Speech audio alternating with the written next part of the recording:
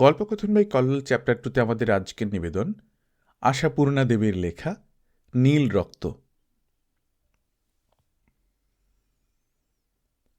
রাত নেহাত কম নয়, প্রায় 12:30। হঠাৎ 7 নম্বর ফ্ল্যাটের গণেশবাবুর ঘর হইতে একটা তুমুল গোলমাল উঠিল। প্রথমটা তেমন গ্রাহ্য করি নাই, কারণ 19টি ফ্ল্যাট সম্বলিত এই বিরাটকায় প্রাসাদটির গহ্বরে যে 19টি পরিবার বাস করেন, তাহাদের আর যাই হোক উদারতার অপরাধে অপরাধী করা যায় না। অতএব গোলমাল শুনিয়া কৌতূহলী হইবার অভ্যাস আর নাই। বেশি বাড়াবাড়ি দেখিলে চটি জোড়াটা পায়ে গলাইয়া কাটিয়া পড়ি। কিন্তু এত রাত্রে হঠাৎ 16ই আগস্টের অভিনয় শুরু হইয়া যাইবার উদাহরণ বেশি নাই, একমাত্র শশধরবাবুর ঘর ছাড়া। বৌদি বলেন, শশধরবাবু মাতাল তাই। দাদা বলেন, বাজে কথা, এক অফিসে কাজ করছি 20 বছর ধরে, মাতাল হলে আমি জানি না? গিন্নিটা পাগল। আমি অবশ্য পাগল আর মাতালে প্রভেদ ধরিতে পারি না। প্রকৃত ঘটনা যাই হোক, মাঝে মাঝে হঠাৎ মাঝরাত্রে ঘুম ভাঙিয়া উঠিয়া সেই দাম্পত্য কলহের আদ্যন্ত শুনিতে হয় আমাদের। কিন্তু গণেশবাবুর স্ত্রী তো আমি অনুপস্থিত বলিয়াই জানি। কয়েকদিন আগেই যেন ভদ্রমহিলাকে ট্রাঙ্ক, বিছানা ও ছেলে মেয়েদের লইয়া গাড়ি চড়িতে দেখিয়াছি। তবে গলাটা শোনা যাইতেছে গণেশবাবুরই বেশি। অতএব এক পক্ষ তিনি, কিন্তু অপর পক্ষ কে? একা গণেশবাবু এতক্ষণ চালাইতেছেন কিসের শক্তিতে, কাহার প্রেরণায়? না, কোলাহলটা ক্রমশই উদ্দাম হইয়া উঠিতেছে। খুন করলে পুলিশে দেব, দেখে নেব, বাবারে মারে প্রভৃতি অনেক ভালো ভালো কথা কানে আসে। উঠিব নাকি? ব্যাপার কি? এইসব চেঁচামেচি কেলেঙ্কারি দেখিলে আমার আবার মাথা ঘোরে। কাপুরুষ বলিয়া ধিক্কার দিতে চান দিন, সত্য কথাই বলিতেছি। উঠি উঠি করিয়াও থাকিয়া গেলাম। ঝড়ের বেগ ক্রমশ মন্দীভূত হইয়া আসিতেছে। যাক, পুলিশ ডাকার প্রয়োজন সত্যই ঘটে নাই, এও ভালো। আশঙ্কায় কণ্টকিত হইতেছিলাম কখন পুলিশ আসিয়া সজোরে দৌড়ে ধাক্কা দেয়। বিচার বিবেচনার বালাই তো আর নাই, আমাকেই ধরিয়া চালান দিতে পারে। পুলিশের না হোক, ধাক্কা পড়িল, সজোরে নয় সরবে। ঠাকুরপো, ঘুমোচ্ছ নাকি? তাড়াতাড়ি উঠিয়া দোর খুলিয়া দিই। কি ব্যাপার বৌদি? ব্যাপার তো কুরুক্ষেত্তর, কিন্তু তুমি কি কুম্ভকর্ণ ঠাকুরপো? অপরাধ? বলো কি? ধন্যবাদ বাবা, কোটি কোটি প্রণাম তোমার চরণে। মহাপুরুষ নাম দিয়েছি কি সাধে? এই ধুন্ধুমার কাণ্ড হয়ে গেল আর তুমি কিচ্ছু টের পাওনি? গণেশবাবু তো খুন হয়ে যাচ্ছিলেন। যাচ্ছিলেন শুনিয়া তবু আশ্বস্ত হই। মনের ভাব প্রকাশ করিতেও দ্বিধা করি না। যাচ্ছিলেন? জাননি তো। ঈশ্বর অনুগ্রহ করেছেন, কিন্তু হত্যাকারী কে? আপাতত উনি তো এখন বিপত্নিক। চমকো না, টেম্পোরারি তো বটেই। রাত দুপুরে খুনোখুনি কার সঙ্গে? আচ্ছা ঠাকুরপো, এই বুঝি তোমাদের মনোভাব, খুনোখুনি করতেই আছি আমরা, তাই বিয়ে করো না, তাই তো? খুন করতে বসেছিলেন কে যেন? ললিতবাবুর মেয়ে সরমা। ঔদাসীন্য বজায় রাখা কঠিন হইতেছে। ললিতবাবুর মেয়ে গণেশবাবুকে খুন করতে গিয়েছিল? তার মানে? মানে আর কি, চুরি করতে গিয়ে ধরা পড়েছিলেন সুন্দরী। চুরি? ললিতবাবুর মেয়ে গণেশবাবুর ঘরে? হ্যাঁ গো হ্যাঁ, মেয়েটি তো চোরের অগ্রগণ্য। কে না জানে এই কথা? তুমি যেমন চোখ বুজে পৃথিবীতে চড়ে বেড়াও, ওর ভয়ে পকেটে পয়সা রেখে স্বস্তি পায় না লোকে, সুবিধা পেলেই টাকাটা শিকেটা সরাবে। বিস্ময়ের ধাক্কা কাটাইয়া বলি, রোসো রোসো, আমাকে বুঝতে দাও। গণেশবাবু তো ঘরেই ছিলেন। আহা, তাই তো ছিলেন। ভেবেছে মিনসে ঘুমোচ্ছে, গিয়েছে চুপি চুপি। বলা বাহুল্য, ভাষা সম্বন্ধে কোনো কুসংস্কার বৌদির নাই। বক্তব্যকে প্রাঞ্জল করতে তিনি আধুনিক পৌরাণিক সর্ববিধ ভাষাই প্রয়োগ করেন। এই পর্যন্ত তো বুঝলাম। তারপর বুকে ছুরি বসিয়ে দিচ্ছিল নাকি গলা টিপে ধরেছিল? বৌদি বিরক্ত হইয়া উঠেন। আহা, তা কেন? চুপি চুপি দেরাজটি খুলছিল, গণেশবাবু টের পেয়ে যেই না উঠে চেপে ধরেছেন, আর টেবিল থেকে ভারী কাঁসার গেলাসটা ধাই করে বসিয়ে দিয়েছে কপালে। সে কি রক্তারক্তি কাণ্ড! ননিরমার ভাইপো এসে ব্যান্ডেজ বেঁধে দিল। বাবা, মেয়ে মানুষ এত বড় দজ্জাল! আমি ইতস্তত করিয়া বলি, এ তো তোমরা একতরফাই শুনেছ। এমনও হতে পারে যে গণেশবাবু কোনো কুমতলবে। পারবে না কেন? হতে সবই পারে। অমুক পোড়াকেও আমি ভালো বলি না, কিন্তু মনে রেখো, ঘরটা ললিতবাবুদের নয়, গণেশবাবুর। তা বটে, কথাটা মিথ্যা নয়। মুখ্য বলিয়া কি লজিক বোঝেন না বৌদি? কয়েক সেকেন্ড চুপ করিয়া থাকিয়া বলি, ধরা পড়ে কি করল মেয়েটা? ছি ছি, তার কথা আর বলো না ভাই। প্রথমটা খুব তেজ দেখিয়ে বেশ করেছি, খুব করেছি, ছোট লোক, চামার, শয়তান, এসব চোটপাট করছিল। তারপর সে বুনো ঘোড়ার মতো ঘাড় গুঁজে দাঁড়িয়ে রইল, নড়ল না গো। এই লোকে লোকারণ্য, দৃকপাত নেই। শেষে বাপ এসে প্রায় মারতে মারতে টেনে নিয়ে গেল। পাশের ঘর হইতে দাদার কাশির আওয়াজ আসিতেছে। ঠিক কাশি নয়, কাশির ভান। অর্থাৎ তিনি যে জাগিয়ে আছেন এবং বিরহ যন্ত্রণা ভোগ করিতেছেন, সে সম্বন্ধে অবহিত করিয়া দেওয়া বৌদিকে। কার্যকারণের নিয়মানুসারে বৌদির উৎসাহদীপ্তি কিছুটা স্তিমিত হইয়া আসে। বাকি বক্তব্যটুকু সংক্ষেপে সারিয়া লইয়া সরিয়া পড়েন। ঘুমও তুমি, বকবক করে তোমার ঘুমের ব্যাঘাত করিয়ে দিলাম। ভদ্রতার এই কথাটুকু উচ্চারণ করিয়া তিনি তো যান, কিন্তু ঘুম সহজে আসিতে চায় না। বহুবার দেখিয়াছি ললিতবাবুর মেয়েকে সিঁড়িতে ওঠানামা করিতে, দালানে, বারান্দায়, কিন্তু কথা কহিতে দেখি নাই বড় একটা। ছোট করিয়া চুল কাটা, উদ্ধত ভঙ্গি, দীর্ঘাঙ্গী সেই মেয়েটাকে যতবারই মনে করিতে চেষ্টা করি, বৌদির বর্ণনার সঙ্গে মিলাইতে পারি না। বৌদির অভিযোগটা কি সত্য হওয়া সম্ভব? চোরের মতো কুণ্ঠিত সন্তর্পিত ভাব কোথায়? কিন্তু নিজেই কি আমি কিছুদিন যাবৎ পকেটের ওজন সম্বন্ধে ধাঁধায় পড়িতেছি না? অন্যমনস্ক প্রকৃতি বলিয়া একটা বদনাম আমার আছে বটে, কিন্তু ব্যাপারটা এমন ঘন ঘন ঘটিতে শুরু করিয়াছে যে আমার প্রকৃতিকেও নাড়া দিয়াছে। অথচ আমার অজ্ঞাতসারে আমার পকেটের ওজন হ্রাসের সংবাদ একবার বৌদির কানে উঠিলে বাড়ির ঝিটাকে নাস্তানাবুদ হইতে হইবে, এই আশঙ্কায় কথাটি কহি নাই। তবে কি শরমাই? এত অসম্ভব ঘটনাও সম্ভব? মনটায় যতই অস্বস্তি থাক, চুপচাপই থাকি। দিন কাটে, তেমনি খাটো চুল উড়াইয়া উদ্ধত মুখে ঘুরিয়া বেড়াইতে দেখি মেয়েটাকে, তেমনি মাঝে মাঝে পকেটের পয়সা গোলমাল হইতে থাকে, অথচ সাবধান হইবার উৎসাহ খুঁজিয়া পাই না।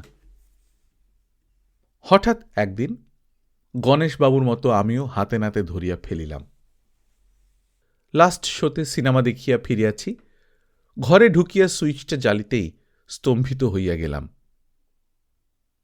খোলা সুটকেসের সামনে সরমা। কিংকর্তব্য বিমূঢ় কথাটার অর্থ এত গভীরভাবে অনুভব করিয়াছি কবে? আলো নিভন, আলো নিভন বলছি। চাপা তীক্ষ্ণস্বরে হুকুমের সুর। আলো নিভাবো কেন? অনেক কষ্টে উচ্চারণ করি। পালাও তুমি, শিগগির পালাও। কেন পালাবো? কণ্ঠস্বর মুখের গড়নের মতোই উদ্ধত। বিরক্তভাবে বলি, পালাবে না তো কি, গেলাস ছুঁড়ে মারবে? ও, গণেশবাবুর খোঁটা দেয়া হচ্ছে? সে ছোট লোকটাকে বেশ করেছি মেরেছি, মারবই তো। দরকার হলে থান ইট ছুঁড়েও মারতে পারি আমি, তা জানেন? জানলাম, কিন্তু আমার সুটকেস নিয়ে তোমার কি দরকার জানতে পারলে ভালো হয়। সত্য বলতে কি, খোলা সুটকেসের সামনে বসিয়া থাকিতে দেখিয়াও মারাত্মক একটা চোর দেখিয়াছি, এমন অনুভূতি আসে না। সশব্দের ডালাটা বন্ধ করিয়া দিয়া উঠিয়া আসে সরমা। উগ্রস্বরে বলে, থাক থাক, আর সুটকেসের বড়াই করতে হবে না। মিথ্যে খাটো নিশার। ছাই আছে সুটকেসে, উনুনের পাশ আছে। ভারী কৌতুক অনুভব করি। চুরি করিতে আসিয়া এমন স্টেজ ফ্রি, চুরির যোগ্য বস্তু নাই বলিয়া গৃহস্থকে ধিক্কার, মজা মন্দ নয়। হয়তো চোর যদি ললিতবাবুর কন্যা না হইয়া পুত্র হইত, এমন কৌতুক বোধ করিতাম না। তরুণী নারীর মোহময় প্রভাব অস্বীকার করিয়া লাভ নাই। কেউ দেখিয়া ফেলার আগে সরমাকে সরানো দরকার, এ চৈতন্য থাকিলেও নিছক কথা কহিবার লোভেই কথা কই। এইমাত্র যে আমার ঘরে শীত কাটিতে আসিয়াছিল, তাহার সঙ্গে হাসির কথা কহিতেও বাধে না। হাসিয়া বলি, সত্যি ভারী অন্যায় হয়ে গেছে বটে, উচিত ছিল সুটকেসে কিছু রেখে দেয়া, কি বলো? কিন্তু এ কি বিশ্রী অভ্যাস তোমার, না বলে কয়ে নেওয়া। সরমা ক্রুদ্ধস্বরে কহিল, কেন হবে না বিশ্রী অভ্যাস?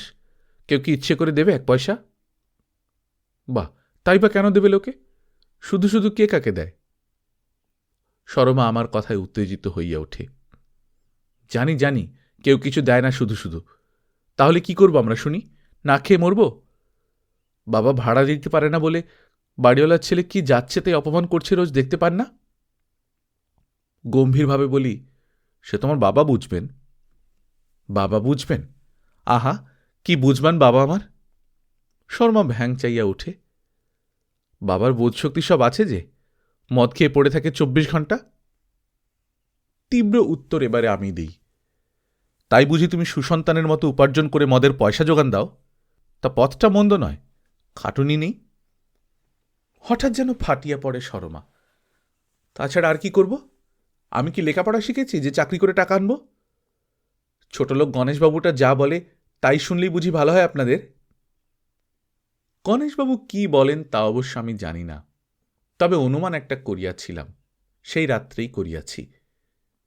নীরস গম্ভীরভাবে বলি, গণেশবাবু কি বলেন তা জানবার শখ আমার নেই, তবে চুরি করে বাপের মদের পয়সার যোগান দেওয়ার মধ্যে কোনো বাহাদুরি নেই, ওকে বীরত্ব বলে না। কে বলেছে বীরত্ব? কে বলেছে বাহাদুরি? শর্মা যেন মরিয়া হইয়া ওঠে। আপনি ভদ্রলোক, এ বাড়ির মধ্যে সবাই থেকে ভালো আপনি, তবু এরকম বলছেন? বুঝতে পারেন না পয়সা না পেলে ঠেঙিয়ে হাড় গুঁড়ো করে দেয় বাবা? মারতে মারতে ঠেলে পাঠিয়ে দেয় গণেশবাবুর ঘরে। হঠাৎ একটা কাণ্ড করিয়া বসিল মেয়েটা। কথা শেষ করিবার আগেই কাঁদিয়া ভাসাইয়া দিয়া উপুর হইয়া শুইয়া পড়িল আমার পাতা বিছানাটার উপর।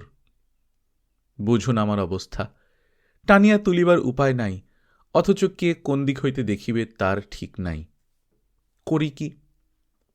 কেবলমাত্র পয়সা চুরি করিবার জন্যই শর্মা আমার ঘরে আসিয়াছে, এ কথা কে বিশ্বাস করিবে? নিজেই সরিয়া পড়িব, কিন্তু কোন চুলোয়? দ্বিতীয় ঘরখানিতে অনেক আগেই খিল পড়িয়াছে, পথে বাহির হইবার উপায় নাই, গেটে তালা পড়িয়াছে। শুধু বোকার মতো দাঁড়াইয়া থাকিব?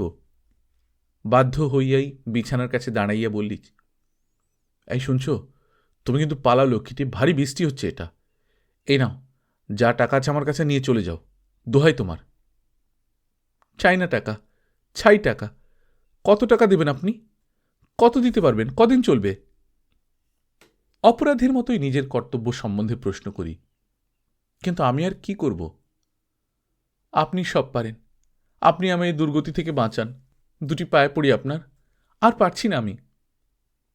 ওঠে না, মুখ তোলে না, উপুর হইয়া পড়িয়া পড়িয়াই কটা কথা উচ্চারণ করে শর্মা। ক্রন্দনরতা তরুণীকে নিজের শয্যায় দেখিতে দেখিতে কেমন যেন অদ্ভুত লাগে। চারিদিকের নিস্তব্ধ পরিবেশের মধ্যে এমন একটা অস্বাভাবিক ঘটনায় গা ছমছম করিতে থাকে। এখন আর উদ্ধত বলিয়া বোধ হয় না, চোর বলিয়া বিশ্বাস করা যায় না। শোয়ার ভঙ্গিটি কি মনোরম! নির্নিমেষ দৃষ্টিতে তাকাইয়া তাকাইয়া ফুলিয়া ফুলিয়া কাঁদার দৃশ্যটি যেন উপভোগ করি, অবাক হই, দেখিতে দেখিতে নেশা লাগে যেন। ও তাই বলি, এত রাত্রিরে একলা একলা ঠাকুরপোর এত কথা কেন? তাই বলো, একলা নয় দোকলা। পিঠের মধ্যে কেমন একটা শিরশিরে ঠান্ডা বাতাস বহিয়া গেল। বৌদি আসিয়া ঘরে ঢুকিয়াছেন। তা ভালো, শরমার আমাদের সব রকম চুরির বিদ্যেই জানা আছে দেখছি। কি বলো ঠাকুরপো, নেহাত ছিঁচকে চোর নয়? কথা কহিবার অনেক চেষ্টা সত্ত্বেও স্বর বাহির হয় না। বৌদি একাই 100, তিনি কথা চালাইয়া যান। মহাপুরুষদেরও তাহলে মতিভ্রম হয়? কিন্তু ছি ছি ঠাকুরপো, ডুবলে ডুবলে আঘাটায় ডুবতে গেলে? যাক, দৌড়টা একটু ভেজিয়ে দিয়ে মানবাভিমানের পালাটা সাঙ্গ করো ঠাকুরপো। 5 জনে দেখতে পেলে তোমার না হোক আমাদের গায়ে ধুলো দেবে। যাই বাবা, তোমার দাদা আমাকে শুদ্ধ এই অবস্থায় দেখলে আর মুখ দেখবেন না আমার। এই মুহূর্তেই বাঁচাইতে পারি সরমাকে, রক্ষা করিতে পারি চরম অসম্মানের হাত হইতে, পরম দুর্গতির পথ হইতে। বৌদির সামনেই অনায়াস মহিমায় ওর মাথায় হাত রাখিয়া বলিতে পারি, ওঠো সরমা, লজ্জা কি? ভালোই হলো যে বৌদি জানলেন।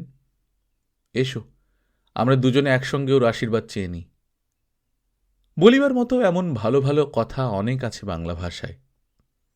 শরণার্থীকে রক্ষা করিতে মিথ্যা বলাও অশাস্ত্রীয় নয়, কিন্তু বলা কি এত সোজা? যুদ্ধোত্তর পরিস্থিতির দুর্বিপাকে এই ভেড়ার খোঁয়াড়ে আশ্রয় লইতে হইয়াছে বলিয়াই তো আর রক্তটা লাল হইয়া যায় নাই আমাদের। তাই ভালো ভালো কথার মোহ ত্যাগ করিয়া প্রকৃত ঘটনা প্রকাশ করিয়া দিতে বৌদির পেছন পেছন বাহির হইয়া আসি। নিতান্ত তাচ্ছিল্য ভরে বলি, তুমি কি খেপে গেলে বৌদি? ওটাকে আমি... গল্পকথন বাই কল্লোল চ্যাপ্টার 2তে শুনছিলেন আশাপূর্ণা দেবীর লেখা নীল রক্ত। আমরা নিয়মিত গল্প পাঠ করে শোনাচ্ছি। আপনারা যারা প্রথমবারের মতো শুনছেন কাইন্ডলি সাবস্ক্রাইব করে নেবেন। গল্প পাঠ ভালো লাগলে বন্ধুদের সঙ্গে শেয়ার করবেন। নিজে ভালো থাকবেন, আশেপাশের লোকজনকে ভালো রাখবেন। টাটা।